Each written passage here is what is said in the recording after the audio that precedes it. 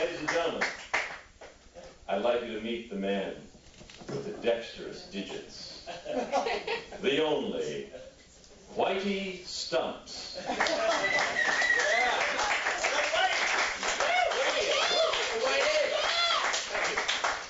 You know, before the show tonight, Whitey asked me to say a few words about that thing we're all trapped in, our bodies.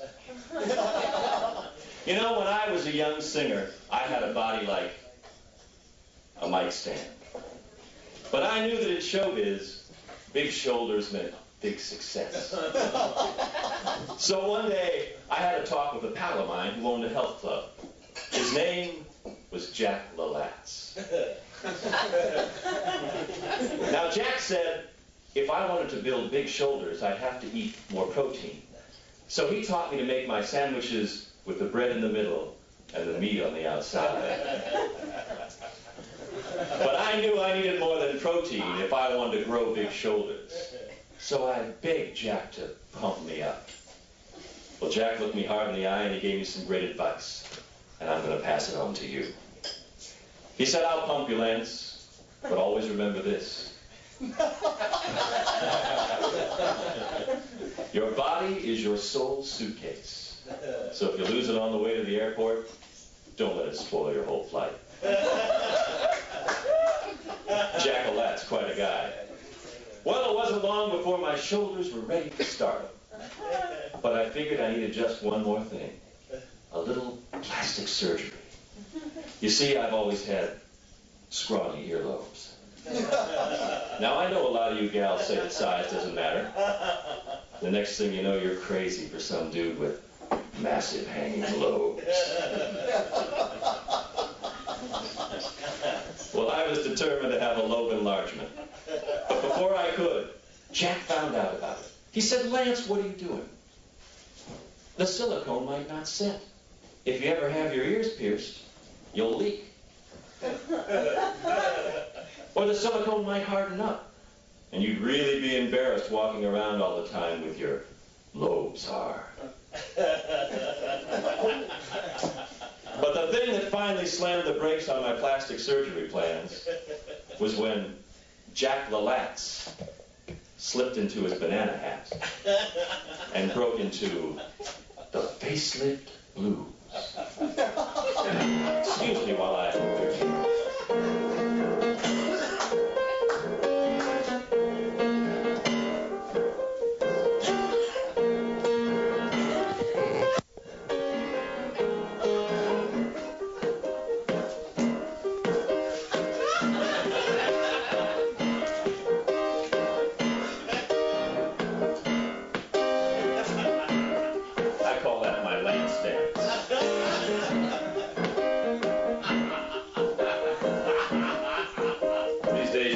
Careful, your banana doesn't drop off.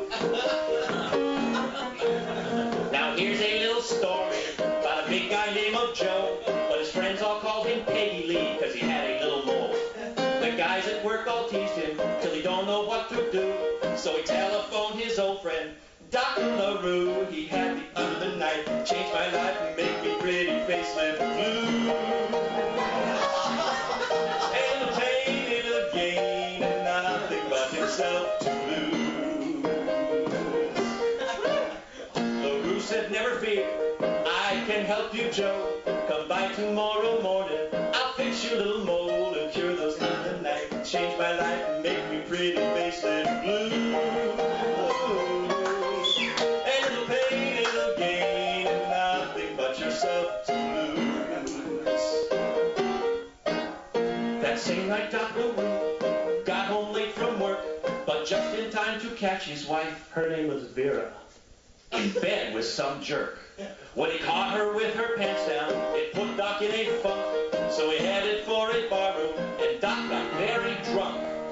Day-o!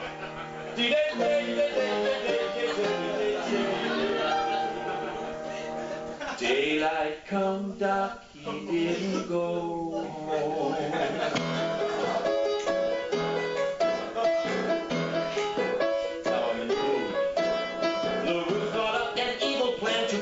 Cheating wife, then make a carbon copy who loved him stumbled to his office, and waiting there was Joe, not knowing Doc was up to more than whacking off his mole. Oh, the end of the night changed my life and made me pretty facelift blue. A little pain, a little gain, and nothing but yourself to lose.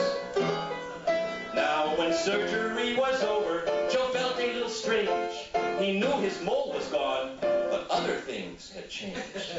Then the doctor kissed him sweetly, said, "Baby, don't be blue. The boys at work won't tease you now.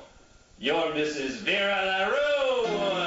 No more under the night, change my life and make me pretty facelift blues. A little pain, a little gain, and nothing but yourself to lose." Well, my story has an ending that isn't all that sad.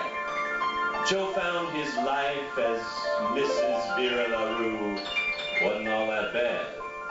So Doc knocked off his Vera O, and he married Vera Lou. And they hopped aboard the QE2, and they split for Peru. Now they're having a heat wave, a tropical heat wave. It isn't surprising that temperature's rising, Joe. I mean Vera certainly can, cha-cha-cha.